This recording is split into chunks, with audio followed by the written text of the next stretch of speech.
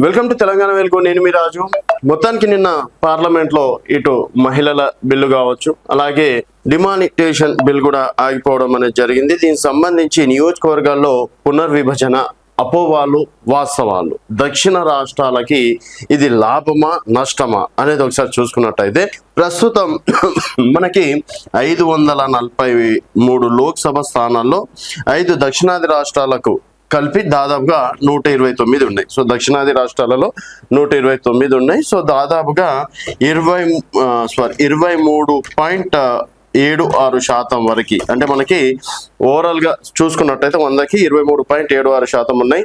ప్రతిపాదించిన దాదాపుగా 816 స్థానాల విస్తరణ తర్వాత ఈ సంఖ్య 195 స్థానాలకి, సో దాదాపుగా 195 స్థానాలకి, ఇప్పుడు 129 ఉన్నది, 195 స్థానాలకి పెరుగుతుంది. దీన్ని బట్టి చూస్తే సీట్ల పెంపు తమాషా పద్ధతిలోనే జరుగుతుందని స్పష్టమవుతుంది.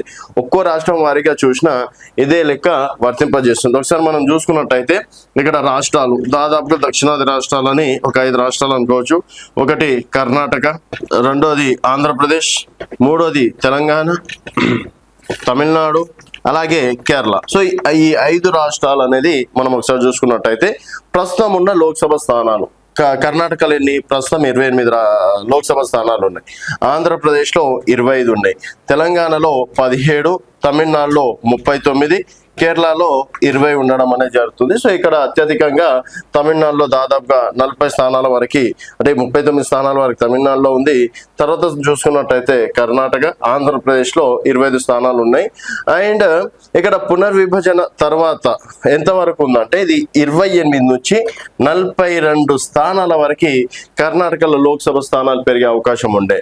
తర్వాత ఆంధ్రప్రదేశ్లో 25 నుంచి 38 స్థానాలు, అంటే దాదాపుగా 13 స్థానాల వరకు ఆంధ్రప్రదేశ్ లో పెరిగే అవకాశం ఉండే. తెలంగాణలో చూసుకున్నట్టయితే 15 నుంచి, అంటే 26, అంటే దాదాపుగా 9 లోక్సభ స్థానాలు పెరిగే అవకాశం ఉండే. 9 స్థానాలు. అలాగే తమిళనాడులో చూసుకున్నట్టయితే 39 నుంచి 59 వరకు లోక్సభ స్థానాలు పెరిగే అవకాశం ఉండే, అంటే ఎంత దాదాపుగా 20 స్థానాలు.